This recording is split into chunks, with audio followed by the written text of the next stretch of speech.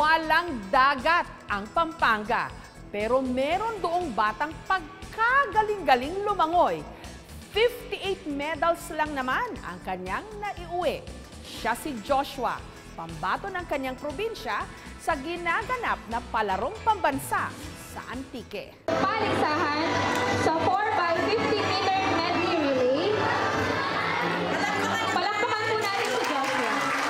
Ang bata sa videong ito, tila pinakyaw na lahat ng medalya. Pinarangalan bilang MVP o Most Valuable Player sa isang swimming competition, Best Swimmer at Most Valuable Swimmer sa Philippine Swimming League, Gold Medalist sa Central Luzon Swimming Coaches Association. At kapag inisa-isa pa natin ang mga medalyang isinabit sa kanya nung araw na yon, hindi ho tayo matatapos. Dahil ang natanggap niyang mga medalya sa okasyong ito, 58 lang naman. Siya ang grade 6 student mula sa Mabiga Elementary School, si Joshua Santiago.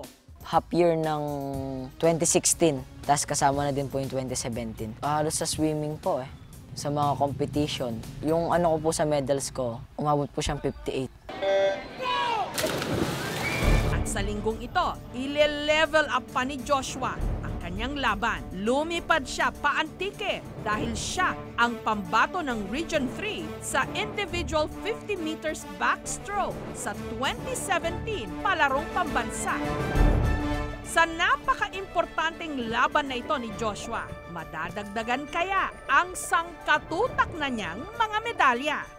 Noon pa man, pagsali na sa mga swimming competition, ang nakitang paraan ni Joshua para lumangoy patungo sa kanyang mga pangarap. Kasi po dahil nakakatulong po ako sa pamilya ko, iwas na din po sa kanila yung dagdag gastos. So ngayon nga po nakakuha ako ng scholar, bawas na naman po na gastos kasi po, ang mahal nga daw po kasi magpaaral sa private. Ang kanya raw ultimate dream, maging Olympic swimmer, kagaya ng kanyang idolo, ang most decorated Olympian of all time, si Michael Phelps. Kasi gusto ko rin pong ma-experience yung parang ganon, yung makatapak ng Olympics. Ang ina ni Joshua na si Elisa, simpleng may bahay, habang ang kanyang ama na si Joey, company driver. Aminadong mag-asawa, hindi sapat ang kanilang kinikita para tustusan ang 5 nilang mga anak. Dati kasi yung kapatid ko, nagtayo siya ng business to sa Mabalacat. Tapos yun, medyo bumabagsak na yung business ng kapatid ko. Hindi na namin kayang umupa. Kaya si Joshua, piniling magpaiwan sa tumatayo niya ngayong guardian, ang kanyang swimming coach na si Edmond. Madalas siya nakikita ko sa park. Habang nagtuturo ako swimming lesson, nakikinig lang yan. After 3 weeks, nakita ko siya lumalangoy siya mag-isa. So doon na nag-start. Sabi ko sa magulang niya, bilang tulong ko dito sa batang to, sige, ako po yung bahalang sa expenses niya. Masakit po sa amin kahit na kagaya po yung nangyayari ngayon. Wala po yung anak mo nasa malayo. Pangarap niya yung ganong, masakit po sa akin bilang magulang na hindi ko po nakikita yung anak ko dahil gusto niyang makamit yung gusto niyang pangarap sa buhay niya. Sa tuwing lalaban si Joshua, naroon ang kanyang coach na itinuturing na rin niyang tatay-tatayan. Kung hindi ko to tutulungan, kung hindi ko to susuportahan, baka mahirapan. Tiningnan ko na lang yung sarili ko na kailangan ako na to. Kung ano man yung kaya ko ibigay, sige, ibibigay ko.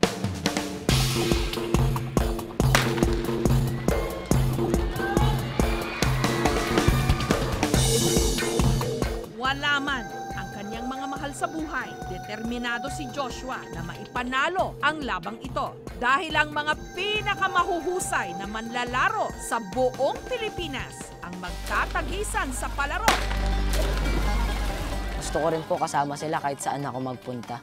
Sa mga competition ko, sana po kasama ko sila. Then gusto ko po makita nila yung pinaghirapan ko din po ng malayo sa kanila. Hindi pwedeng maging kampante si Joshua, lalo pat nariyan ang matunog at mahigpit niyang makakalaban, ang champion swimmer mula Zamboanga del Norte, si Haman Muksan.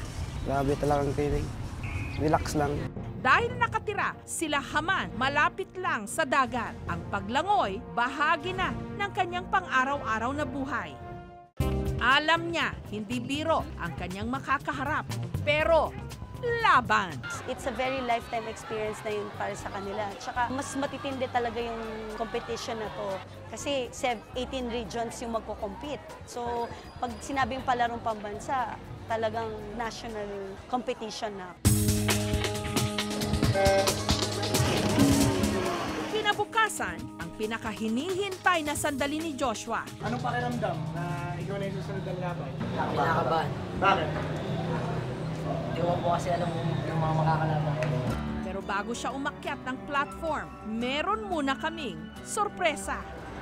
Bakit ka naman nakakabahan? Mawawala-wari kami. Ano? Inilipad namin dito sa Antique ang kanyang nanay Elisa, pati na ang kanyang coach at tatay-tatayan na si Edmond. Good luck yung laban mo to nga. Basta atsura mo yung okay niya. Yun, di ba lagi tayo nag-uusap sa cellphone? Kailangan laging malakas ang loob. Kayang-kaya? Okay. Sige, Ready, just ready? ha. Basta mag-pray ka na ha. Iyapin na yung kaya na.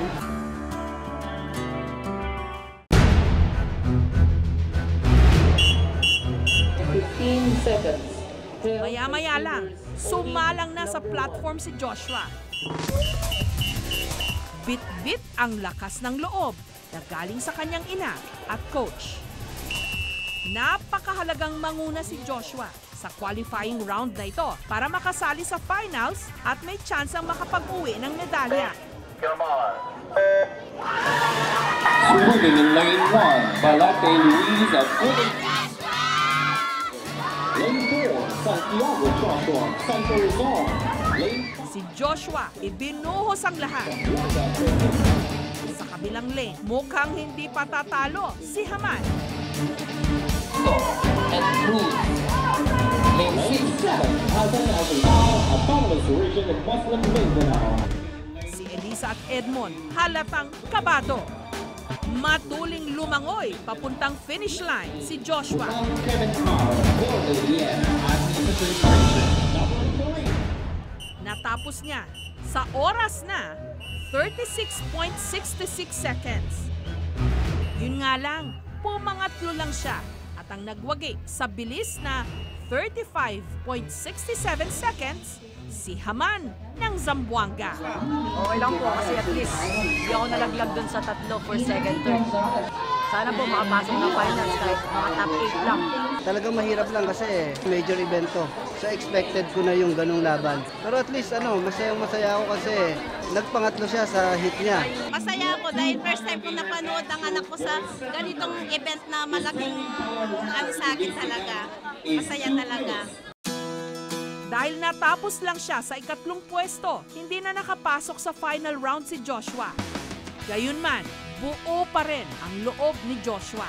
May susunod pang mga laban at mga medalyang maiuuwi.